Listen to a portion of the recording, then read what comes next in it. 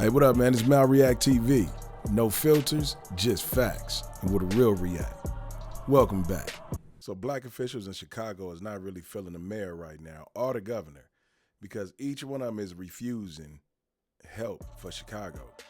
Now, the funny part about this is I remember I even stated myself, I said, I really believe that they have to have some type of, they got to be partaking in some type of activities in Chicago with crime, some type of drug, something to where they feeling like the National Guard is too much. When in reality, like, when you got black people like this speaking up on it and saying they need help, bruh, you need to listen. So let's tap in so y'all can see what I'm talking about.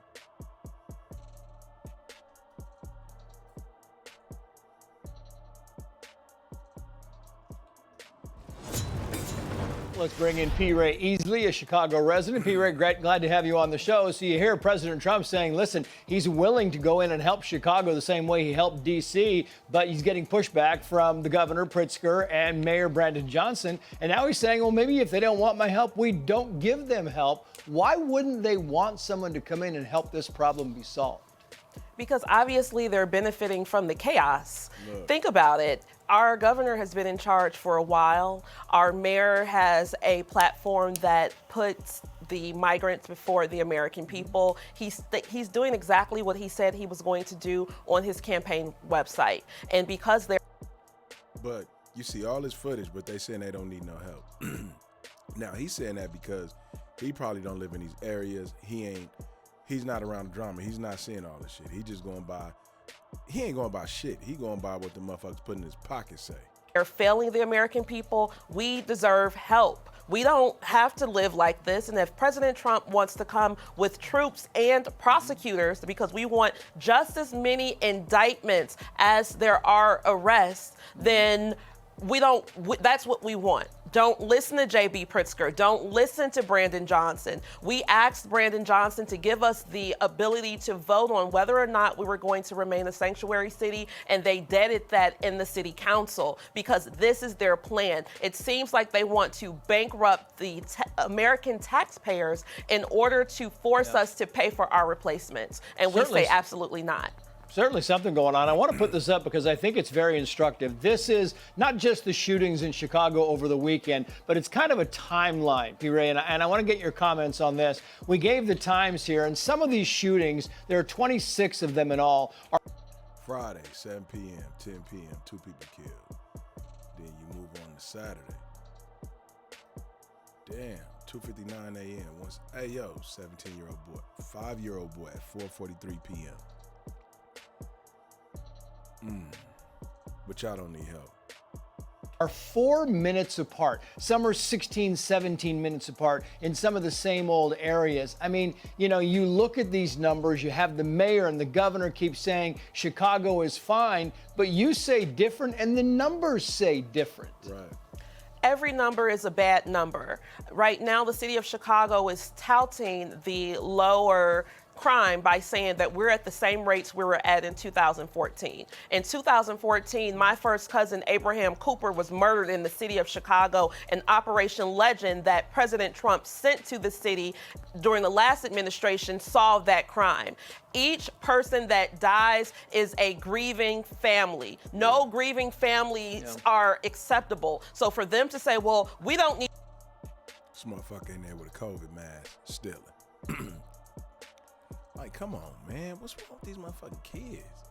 It's like they putting something in the water in Chicago. Need help because violence is down, because murders are down. People are still being hurt. People are still being murdered. Drugs are still being sold. Humans are still being trafficked. So what is the baseline? And their baseline is confusion, and we want safety. So thank you, President Trump. We can't wait to see you. Please don't listen to them, but we're also asking you for protection, because yesterday our governor did a press conference, and he said that they are taking the names and making a list of people who support the president. So I'm asking the president and everybody in America to pray for our safety and security as we fight to get justice in our city. You say that each family that has some kind of a victim is devastated. And I want to put this in context for you. This is a Fox News op-ed by Douglas McKinnon talking about Chicago's crime crisis. He says Chicago's crime crisis, national disgrace. Trump must step in now. It goes on, 40,000 men, women, and children murdered in just one American city. Again, that is not a statistic.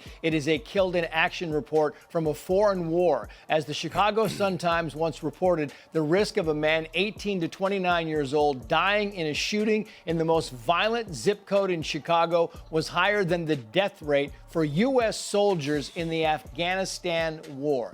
That's pretty wild. sobering right there, P. Ray. That's wild. Correct. My cousins were killed in that zip code. That's what I'm saying to America. This is my real life. I've lost an uncle to Chicago crime. I've lost two first cousins to Chicago crime. I've lost distant family members, friends, neighbors. And what they want us to do is find comfort in this chaos and normalize this trauma. And we're not doing it anymore. We don't have to do this, guys. We are American people. But if we get rid of the problem, then those who are being paid right now to solve the problem won't be paid anymore. And that's why we need our president to come here right now and do a forensic audit to find out who's getting paid and who's benefiting from that little it was the Beetlejuice lady that was the mayor first, right? The one with the little, like, I guess she had like, her shit was nappy in the motherfucker. It was real small and gray. But she wasn't shit either. She was crooked. this crime because right now we're grieving. You know, we equate this a lot to the border crisis, where the Democrats for 4 years told us there was no solution. You had to have legislation. That was the only way to shut down the border. Trump did it on day one. Kind of the same here. They're saying there's no solution. We're going at working at it. Is it embarrassment? Are they embarrassed, Johnson and Pritzker? Yes. What's your takeaway of this, P. Ray? I think that they're very embarrassed. I think that they thought that we weren't going to be successful in our quest to get federal help. And now that it's here, everybody's going, uh-oh. But I want everybody to remember that everyone who is telling our president not to come to the city of Chicago has had a chance to make a solution in the legislative body. These people are not celebrities. These are paid representatives to the government, and this is their job to come up with the solutions. Obviously, the solutions that they're choosing aren't working, and we have to move on to a different body of government. It's quite simple. I don't understand why anybody... This lady is pouring her heart out. You can tell she won't help. When you get to a point to where you can't even walk outside, man, without a motherfucker pulling out a burner on you, and taking your shit from you, possibly killing you, man, it's fucked up, man, because it's like, not everybody want to live that life. Some people just want to live. They don't want to die early because you choose to be an ignorant motherfucker out here robbing people and want to hurt folks. Would be for making the streets less safe. We want to get this cartel out of here. We know that the heroin highway runs directly through the west side of Chicago, and they are trafficking $2 billion worth of heroin a year out of our community. Imagine what that looks like, America. That looks like overdosing. That's all she had to say. Here come Trump. That looks like violence. That looks like people leaning. That looks like people rocking. That looks like people dying. We don't want to live like this. They're trafficking guns. They're trafficking humans. It's crazy. So thank you, President Trump, for caring about the safety and security of the people on the west side of Chicago. And we can't wait until you get here. You're about to get a king's welcome. It looks a lot like Medellin, Colombia, 1992. P. Ray, thank you for your time. He said it looked like Medellin. Damn.